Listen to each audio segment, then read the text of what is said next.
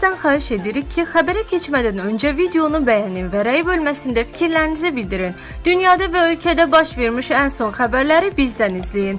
Bunun üçün kanala abunə olmağı və bildiriş simvolunu açmağı unutmayın. İndidən təşəkkürlər. Salam əziz izləyicilər. Sizin üçün yenə gündəmi silkələyəcək şok xəbərlərlə qarşınızdayıq. Rövnəq Abdullayevlə bağlı 16 illik fəaliyyət dövrünü əhatə edən mühüm qərar verildi. Pərdə arxası detalları sizi təəccübləndirəcək. ABŞ-dan Donald Trump İrana açıq mesaj göndərdi. Vaxt verdim. Bölgədə gərginlik pik həddə. Qasım Süleymaninin qardaşı qızı ilə bağlı yayılan görüntülər isə sosial şəbəkələri qarışdırdı. Prezident İlham Əliyevin Türk dünyasına ünvanlanan sözləri böyük rezonans doğurdu. Üstəlik sabahdan bəzi vətəndaşların kartlarından pul çıxılacağı iddiası narahatlıq yaradıb. Ətraflı birazdan.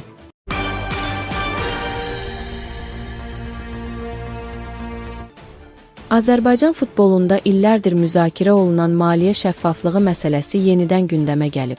Xüsusilə AFFA ilə SOCAR arasında uzun illər ərzində formalaşmış maliyyə münasibətləri və ayrılan iri həcmli vəsaitlərin taleyi ictimai maraq doğuran əsas mövzulardan biri olaraq qalır.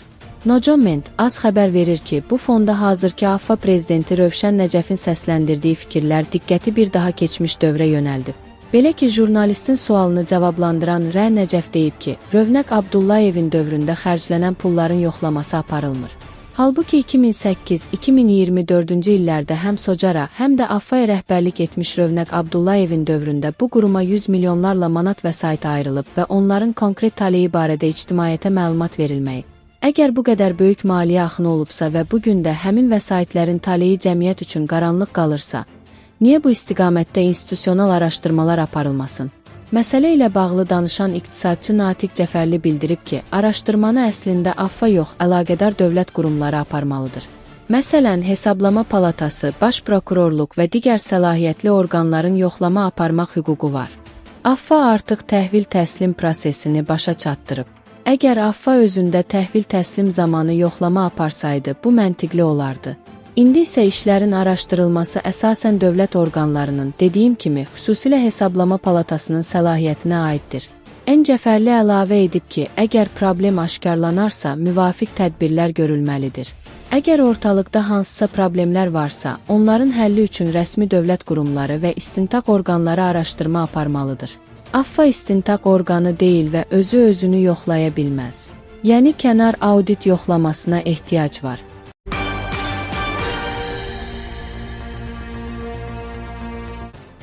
ABŞ prezidenti Donald Trump İranla aparılan gərgin diplomatik proseslər fonunda növbəti sərt bəyanatı ilə gündəmə gəlib. Ağ Ev rəhbəri rəsmi Tehranla dərin danışıqların getdiyini və çərşənbə axşamına qədər bir nəticənin əldə oluna biləcəyini qeyd etsə də, qarşı tərəfə açıq hədə qorxu gəlməkdən çəkinməyi. Nocoment az xəbər verir ki, Trump Axios nəşrinə verdiyi müsahibəsində İrana cəmi 2 gün vaxt tanıdığını bildirib. O, sazişin imzalanmayacağı təqdirdə hərbi güc tətbiqindən geri durmayacağını vurğulayaraq, yaxşı bir şans var, amma razılaşma əldə etməsələr, hər şeyi məhv edəcəyəm, deyə bəyan edib. ABA prezidenti razılıq əldə olunmasa, İran vətəndaşları üçün həyati əhəmiyyət kəsb edən infrastruktur obyektlərini yerlə yeksan edəcəyini vurğulayıb. Müsahibə zamanı müxbirin günahsız insanların zərər görməsi ilə bağlı sualını cavablandıran Trump, İran xalqının rejimdən bezdiyini iddia edib. O, hökumətdən narazı olan vətəndaşların rejimi zəiflətmək naminə bu cür sərt addımları dəstəkləyəcəyinə inandığını bildirib. Onlar qorxu içində yaşayırlar. İnsanlar bizim müharibənin ortasında geri çəkiləcəyimizdən qorxurlar. Amma biz getməyəcəyik, deyən Trump, Vaşinqtonun bu dəfə sona qədər gedəcəyi mesajını verib.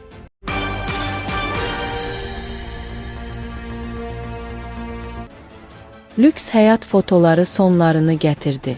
ABŞ-da keçirilən xüsusi əməliyyat nəticəsində İranın öldürülən generalı Qasım Süleymaninin qardaşı qızı Həmidə Süleymani Əfşar və qızı Sarina Sadat Hüseyni saxlanılaraq nəzarətə götürülüb.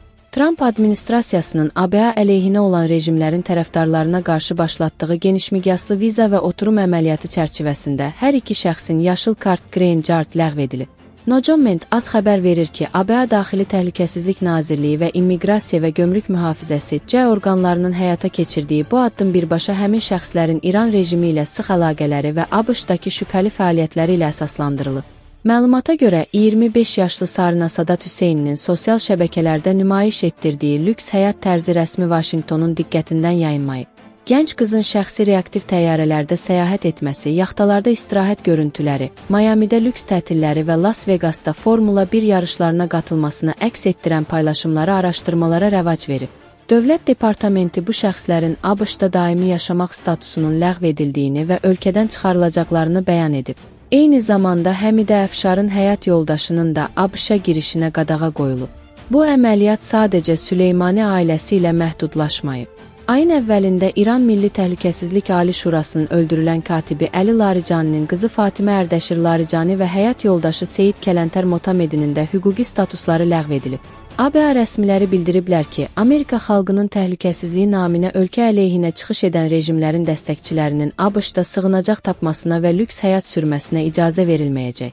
Hazırda saxlanılan şəxslərin deportasiya prosesinə başlanılıb.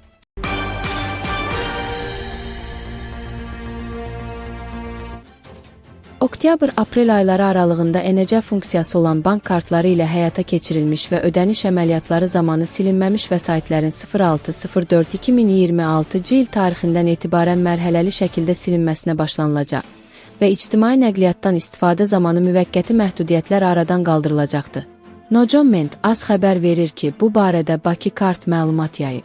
Ödəniş əməliyyatları dərhal icra edilsə də, vəsaitin silinməsi ilə bağlı bildirişlər sizə gecikmə ilə bir neçə saat və ya gün sonra təqdim oluna bilər.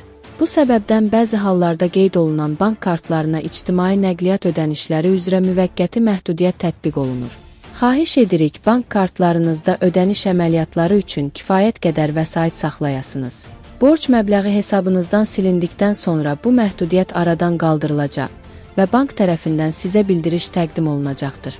Silinən məbləğləri bankınızın kart tarixçəsində görə biləcəksiniz. Sual yarandığı halda Bakı Kartın 4343 qaynar xəttinə müraciət edə biləriniz. Anlayışınız üçün təşəkkür edirik, deyə məlumatda qeyd edilib.